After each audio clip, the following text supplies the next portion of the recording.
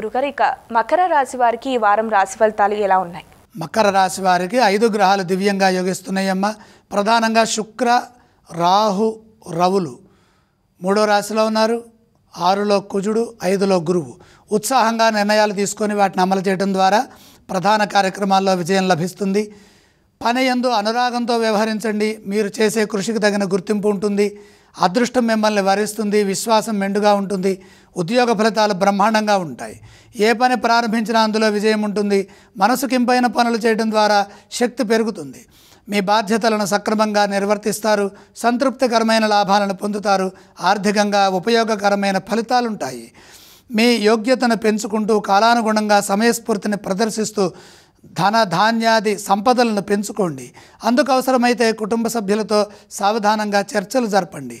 కార్యసిద్ధి ఉంటుంది. సకాలంలో బాధ్యతలను నిర్వర్తించడం ద్వారా వ్యాపారంలో ఎదురయ్యే ఆటంకాలను చక్కగా అధిగమించవచ్చు.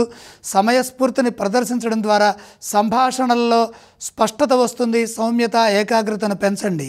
శుభవార్తలు ఆనందాన్ని ఇస్తాయి. వీరు ఏ స్తోత్రం పఠిస్తే బాగుంటుంది? మకర రాశి వారు లక్ష్మీ ధ్యానం చేయడం చాలా మంచిది. ఇక ఏ ఆలయ సందర్శన చేయడం వల్ల ఈ వారం అంతా కూడా మకర రాశి వారికి బాగుంటుంది? గ్రహబలం అనుకూలంగా ఉంది. లక్ష్మీ అమ్మవారిని దర్శించండి. అలాగే మకర రాశి వారు ఏ దానాలు చేయాలి? దానాలు అవసరం లేదు.